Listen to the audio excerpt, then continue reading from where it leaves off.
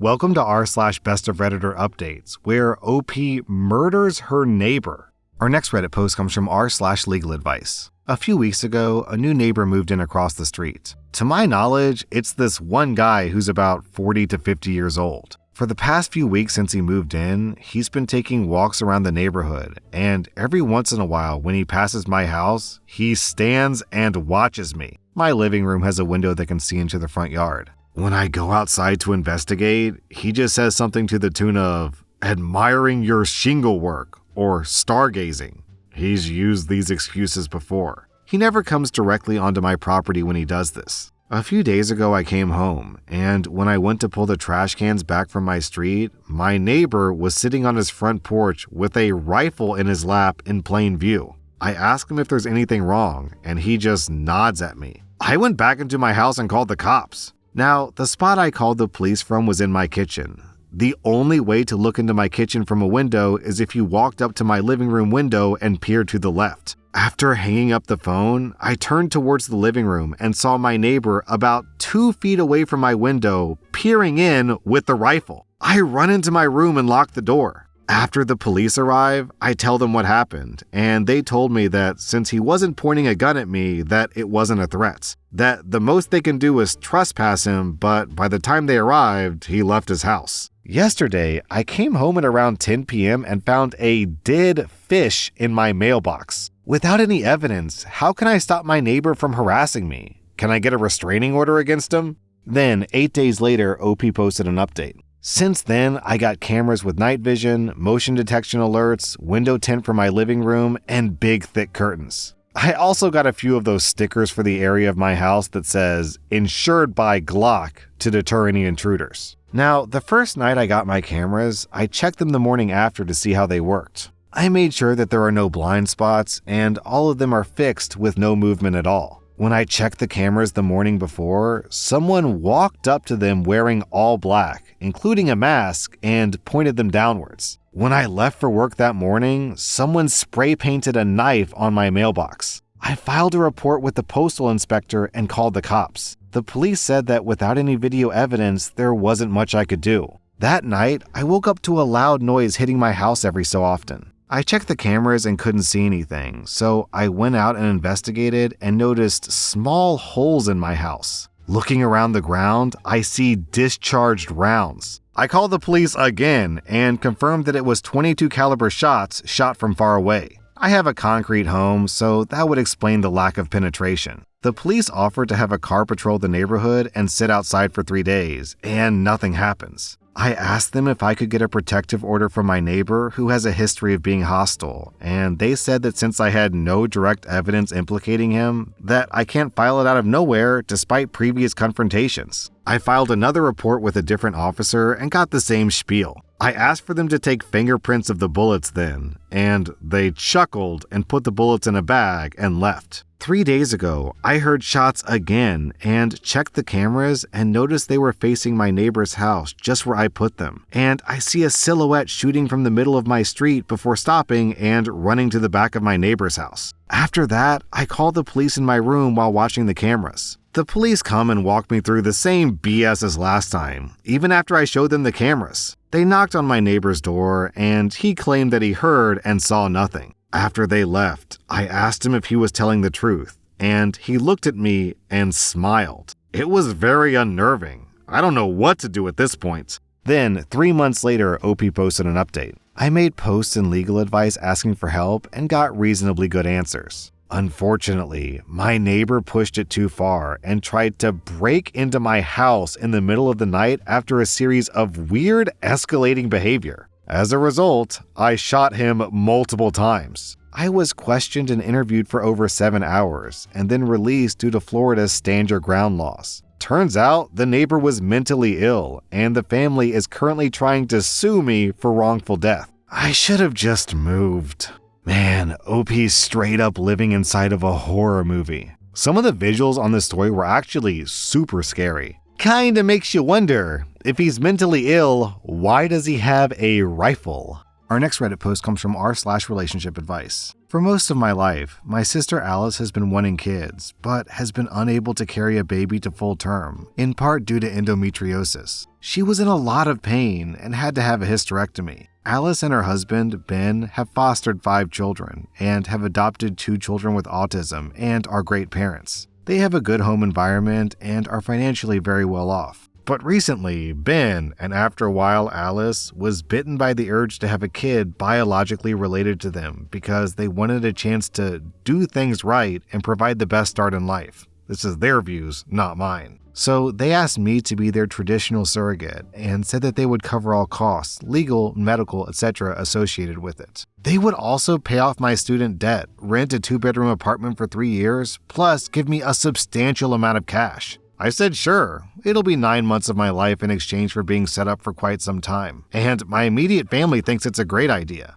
However, when I said sure, I was expecting something along the lines of a turkey baster type situation, where we go to the doctor to get Ben's sperm prepped, me getting shots, etc. Basically the whole artificial insemination package. Oh, OP, I have a feeling you're getting a package all right. But Alice and Ben have asked me to, get pregnant the traditional way. Their rationale is that, 1, it's the cheapest way. 2, they don't want to go to the hospital given the corona pandemic. And 3, they think that babies conceived naturally are healthier and the pregnancy would be safer without the chemicals. But I just can't get over the extreme ick factor. And even if this was going to take place at home, I think a syringe would work just fine. Am I being loony for thinking of going back on my word? Is their request reasonable? My immediate family doesn't see anything wrong with it and has been congratulating my sister on her impending baby. On the other hand, if I do give it up, am I also mad for passing up what is essentially $200,000, especially in this economy now?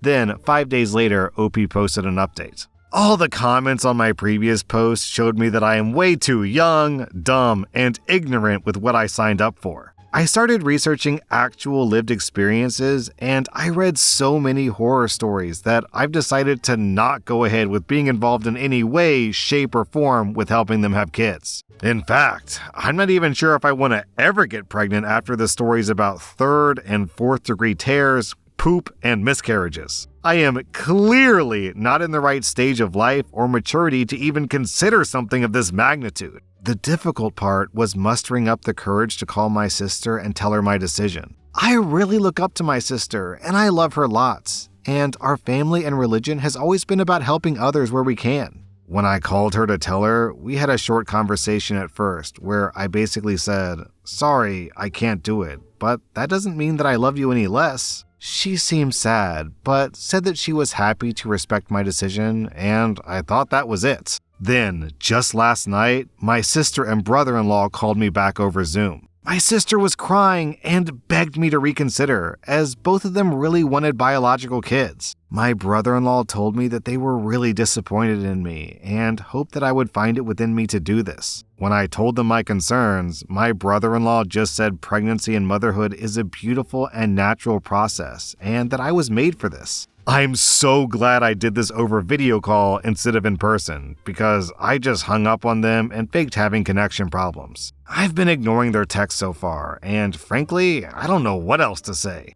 Then, 4 months later, OP posted an update. I'm leaving for the airport in a few hours to move across the country, and I can't sleep. I plan to slowly phase out contact with my family and community, even though I love the people in there lots. Long story short, I went over to Alice and Ben's house to visit their kids in May. While there, they asked me in person to reconsider my decision. Sometime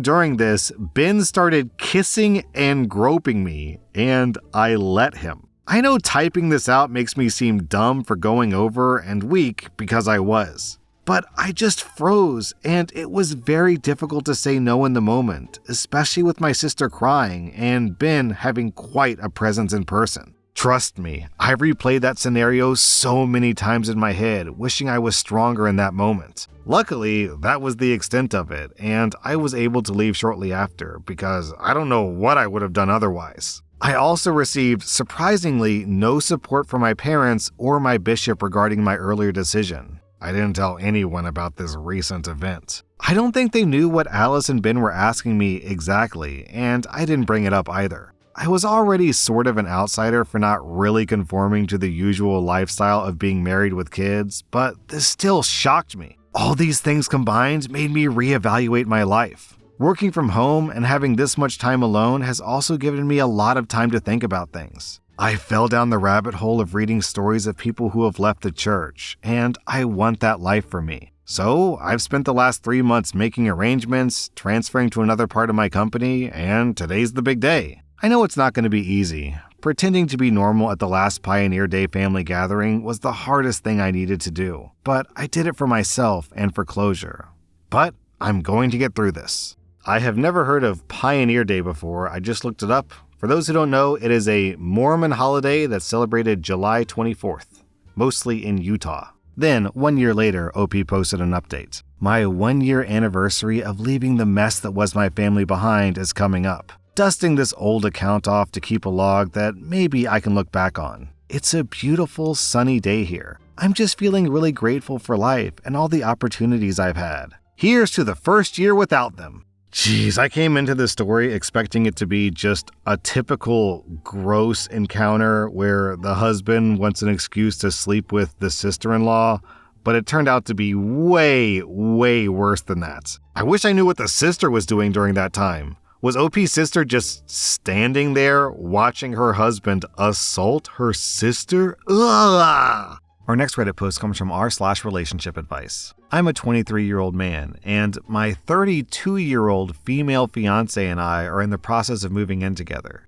I've been helping her move stuff from her apartment, but have just found something peculiar in the midst of it. Moving through the stuff in her closet, I found out that she has a shrine dedicated to me. It was a treasure chest of sorts, and at first I thought nothing of it because it just contained pictures of us. But upon further inspection, I found out that she's been collecting personal belongings of mine. I found my underwear, my toothbrush, and an actual used condom of mine. The other belongings didn't disturb me as much, but I think the condom takes the cake. I would like to talk about this with my fiance, but I have no idea how to bring it up. Then, 4 days later, OP posted an update. This morning, my fiance surprised me for Valentine's. She brought over a cookie cake and the icing read, "Nice reaction, sucker, XOXO." She then started to laugh profusely and get red like a spawn of Satan before telling me the truth. Basically, the whole shrine and condom thing was a prank that she'd been planning ever since we've decided to move. She even put a hidden camera phone charger in her room to get my reaction. I've just seen the footage and I look like a buffoon in headlights. I told her that I even posted on Reddit to get advice on the matter, and she's been starting to laugh like a maniac again. She sounds like a hyena, I swear. Glad my fiance isn't crazy, but I hope our future kids don't have her sick sense of humor. The top comment from Nusted Butt. OP is being held against his will, and the fiance has taken over the Reddit account until proven otherwise. Our next Reddit post comes from r/AmITheButthole. I'm a 26-year-old woman, and I lost my mother to cancer when I was 8, and I've always had an absent father. I only found out who he was when I was 13, and even then, he didn't want custody of me, forcing me to stay in the foster system until I was 18. Over my whole life, I've had about 5 conversations with him, give or take. He's like a stranger to me. He appears once in a blue moon to ask for money or something along those lines. It doesn't really bother me anymore. I've just learned to accept it now, but I don't like talking about it, so to avoid that conversation with people, I usually just say that both of my parents are dead. This leads me to a year and a half ago, when I had just started dating my boyfriend who's 25. And like usual, I had just told him my parents were dead, but the other day, my dad showed up at my door. I still don't know how he knows where I live. My dad asked for $100, except my boyfriend was there, and he obviously found out that my dad was not dead. This led to a long conversation with him that night where I explained the whole situation. He said this was a breach of trust between us since I lied about my dad and that he needed some space to rethink our relationship, but he doesn't think that he'll leave me. I feel so awful and that I should have told him earlier, but I'm going to be honest, I just didn't think. Then, 1 day later, OP posted an update. My boyfriend told me that all the sudden information, along with the knowledge I hadn't told him the truth, was very overwhelming, and he just needed some space to not say the wrong thing. He also said that he got why I lied initially, and he wasn't mad that I lied, more hurt that I felt like I couldn't tell him about it. He also mentioned that he couldn't be there for me if he didn't know what was going on. The conversation ended in tears, and it's the most vulnerable I've been in front of someone. He was very understanding, and we've decided to draw a line in the sand and start again, if that makes sense. I've also looked into therapy for my childhood trauma, and all in all, I'm using this as an opportunity to better myself and heal fully.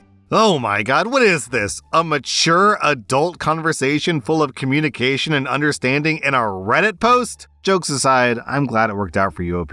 Sounds like you've got a decent relationship. Well, with your boyfriend, I mean, not with your dad. That one sucks. That was rSlash Best of Redditor updates, and if you like this content, check out my podcast where I publish the exact same episodes. Also, hit that subscribe button because I put out new Reddit videos every single day.